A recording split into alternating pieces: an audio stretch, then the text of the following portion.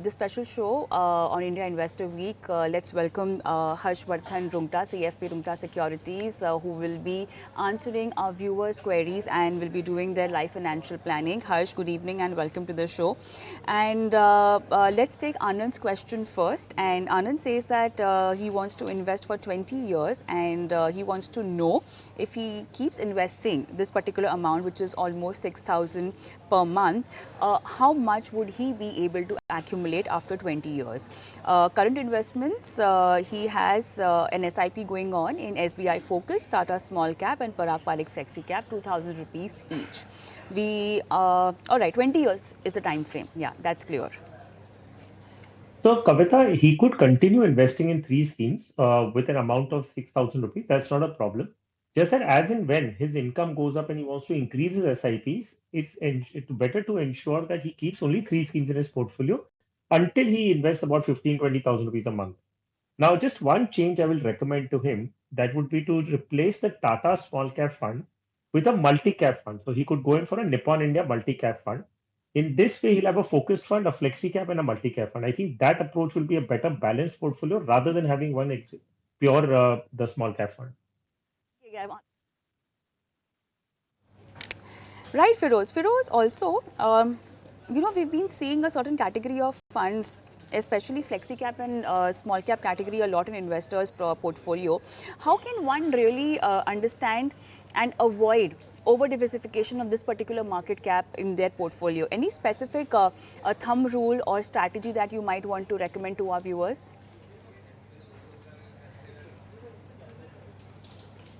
Harsh, can you hear me? Kavit, yeah, sorry, Harsh? I thought the question was for somebody else. Okay. All Uh, right, my bad. Sorry. So, yeah, you heard the question. Yeah. So Kavita, yes, it is true that off lately all the portfolios that we have been seeing essentially have a lot of small caps. I'm not really worried about the flexi cap category.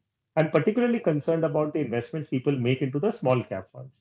Now, invariably, the retail investor has looked at past returns and has started allocating to small cap, but that's not the right way.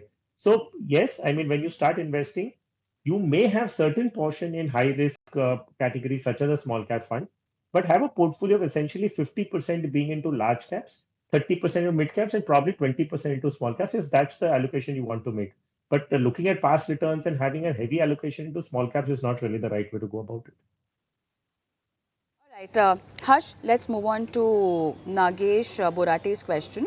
He says that he is 40 years old, working in a private company, and monthly savings is around 1,36,000. Term insurance he has is of 2 CR. Mediclaim he's covered with 10 lakhs cover, which is self plus employer. Emergency fund also he's gotten sorted for himself, which is around 10 lakh rupees. Although we'll have to see if it's enough for him. But in other details, as far as his family is concerned, wife is a homemaker, 38 years old, and daughter, 10 years old. Okay, so he's investing in a couple of funds. So he sent his entire portfolio, which is a lot for me to read out, but then you have the fund's name. Axis Blue Chip, Axis Mid Cap, SBI Small Cap, ICICI Pru US Blue Chip. He's got a debt portfolio, a fixed income portfolio where he's investing in PPF, NPS and EPF. Okay. In terms of gold investment, he's got Nippon India Gold Savings Fund, and index also he's investing, which is HDFC Index Nifty 50, Nippon India Junior Peace FOF, and Motilal Oswal Nifty Midcap 150 Index Fund. He's got a certain amount in stocks as well. The overall valuation of his portfolio is almost 2 CR is what he's given us. He's given us the monthly contribution also, as in how much is he contributing in equity, which is NPS and mutual funds, equity, direct equity, that is stocks, and index also. Harsh? So, well, Kavita, very rare to see such a meticulously planned portfolio.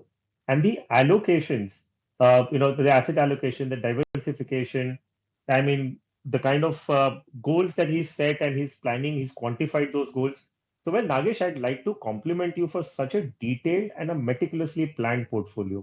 So, I think you're well on your way to achieve all your financial goals. So, one of your questions was, with this kind of investment and the corpus that you have, would you be able to achieve all your goals, which is retirement, your daughter's graduation, post graduation, marriage, etc.? Well, I have no doubt in my mind that with this kind of an investment strategy that you have, asset allocation, and the corpus that you've already accumulated, plus the investments that you're making every month, you'll be very comfortably able to achieve all your financial goals. In fact, far more exceeded. Now, one suggestion I have with regards to your schemes in the portfolio. So, in place of Axis Blue Chip Fund, I would request you to look at another large cap fund. You could look at multi cap. You could look at a smart beta fund because there is some scope. You have index funds in the large cap category. So having a smart beta fund or and within the Access family, you have two schemes. So might as well go for another. So I can recommend one smart beta fund for you, which I think your profile very well fits into. You could look at the UTI Nifty 200 Momentum 30 Index Fund. So I think that's just one change I would recommend in a portfolio. Other than that, you're doing extremely well, and please continue the way you're doing. All right, so that's the advice for Nagesh. Let's take up Kirtan's question. And he's highlighted two important investment goals for him. One is child education. For that time horizon is 5 years.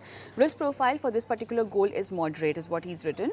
Allocation, he says that 1 lakh SIP split equally between two aggressive hybrid funds, which is ICICI Pro Equity and Debt and Kotak Equity Hybrid. The second goal is his retirement, 15 years of time for that, and risk profile for this particular investment is aggressive. Allocation again 1 lakh SIP split across 5 funds, which are Parag Parikh Flexi Cap, Edelweiss Mid Cap, Quant Small Cap, Motilal Oswal Nifty 500 Momentum 50 Index, and ICICI Pro Nasdaq 100 Index. All right, so Harsh, I think you're really lucky. You've been getting queries where investors seem to be knowing a lot about the kind of approach they need to have, in their investment portfolio. What do you say? Well, Kavita, I would compliment you for this because I think you've been working Thank very you. hard in ensuring that investors and your viewers actually get the right suggestions. So, I mean, I know that you've been working in this field for more than what, 10 years now? And the Yeah. kind of work that you've done across, I mean, it's, I think, all thanks to you and your channel that viewers have Thank now you. started Thank looking. So, you. I want to highlight this about Kirtan. Okay. So, Kirtan is one individual, has two goals and see how nicely he has differentiated between the two goals and had a risk profile separately. So child education, this is a learning for all the other viewers as well. So that's why I'm highlighting it. So Kirtan, my compliments to you again. So child education, the goal is 5 years, and he said the risk profile for this particular goal is moderate. Retirement 15 years and the risk profile aggressive. Now, one individual is able to segregate that 5 year I need to take a moderate risk and 20 year I need to take aggressive risk. Now, this is what viewers need to understand. Normally, you would see people coming to the market, they will say, I am an aggressive investor. Now, if I want to invest even for 1 year, I will take aggressive calls. Now, that is where people go wrong. So, I think Ketan has done extremely well in his financial plans. I don't think there's any reason for me to make any changes in this portfolio. In fact, I will go one step ahead and say that these are the kind of investors who should look at investing into direct plans. Now, unfortunately, we have people who do not understand the process of asset allocation, financial planning, portfolio curation, and only to save costs, they invest into direct plans and they make a mess of their entire portfolio. And so, if you have to understand and look at a profile of an investor for whom a direct plan has been introduced, it is for people like Nagesh and Kirtan, the two viewers that we spoke about today. These are the viewers for whom a direct plan has been introduced. So, Kirtan, go ahead in what you're doing. You're very well on your way to achieving all that you have desired to. Harsh, but we don't have the entire corpus that he wants to accumulate. I mean, he's not given the corpus accumulation figure, for child education and for retirement. Is that okay, or how do you think he can come to that figure? I mean, since he's planned it so well, I'm sure he must be having some figure in his mind which he might have not shared with us. But what should be the way towards it? So, see, Kavita, there are two ways to go about doing this. One is that you start your journey by saying that my end goal is, say, 5 crores, 10 crores, whatever. Your retirement is, say, 20 years away from now. And I start with, I'm planning to accumulate 5 crores. Then you work backwards to say, to achieve that 5 crores in the next 15 years, how much do I need to invest? Now, that figure will come to a certain amount, right? What if you cannot invest that amount? Okay, so this gives you a path to say that, okay, this much I need to invest every month. Now I can start. Suppose that figure comes to 40,000, for example. You say that I can invest 20,000, let me start that journey. And as and when my time goes by, my income goes up, I will increase my SIP investment because I know that I need to invest 40,000. The other methodology to start is would be say that like what's the max I can invest today? So today I can invest say 1 lakh a month. This is what Kirtan has said. So you start the journey with that, and once you get comfortable in that journey, then at the next step also you can introduce that concept of saying that okay, now let me put a value to that target. So now retirement, how much am I on my way to accumulate? So both ways are correct. Just as sooner or later, yes, you will have to start figuring out how much do you need. Now that could be at the beginning of the journey, or once you start the journey, probably in a year or two you can even do that. So yes, the next suggestion for Kirtan would be that do try and look into the factor of setting up a target as well, because that will give you an idea if you need to invest more, and if you can invest more, might as well go ahead and do that. So both ways are fine. Just as sooner or later, yes, you should fix a number to your target.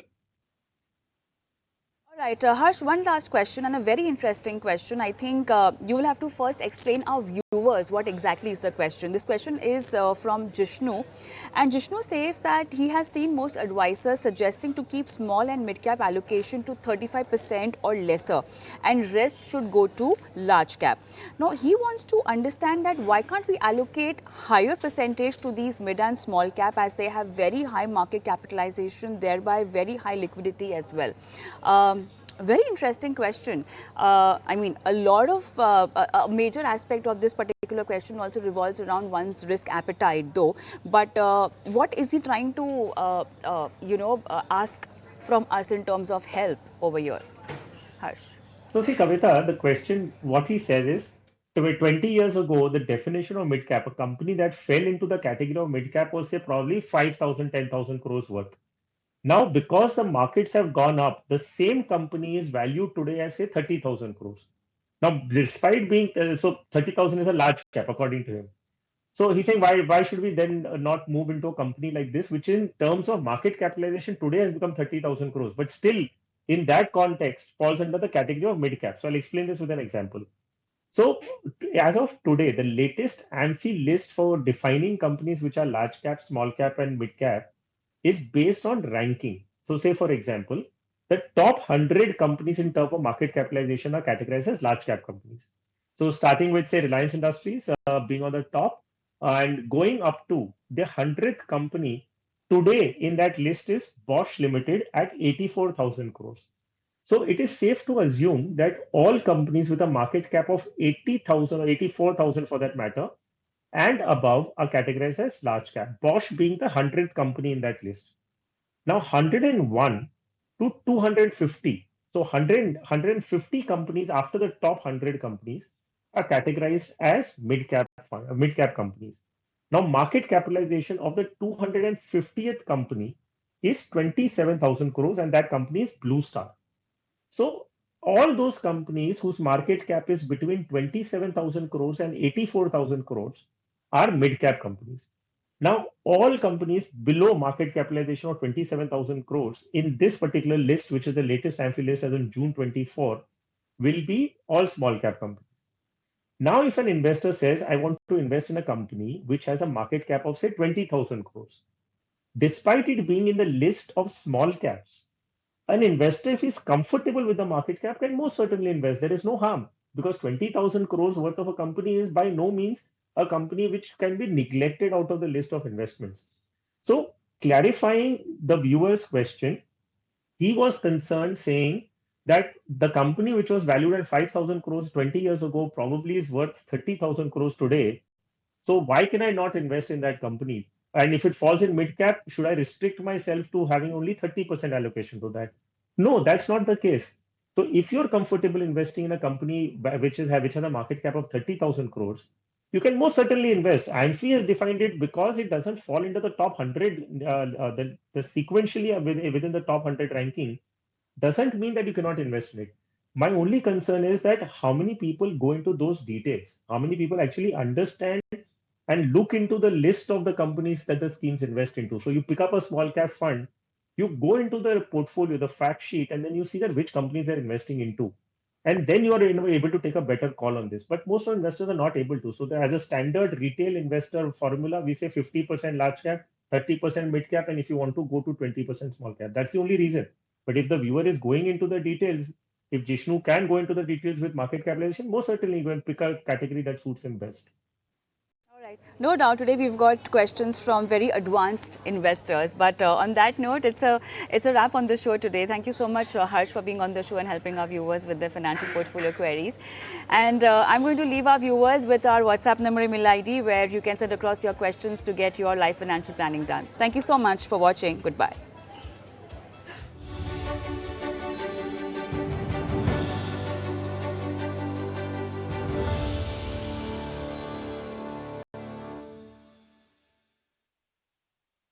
in association with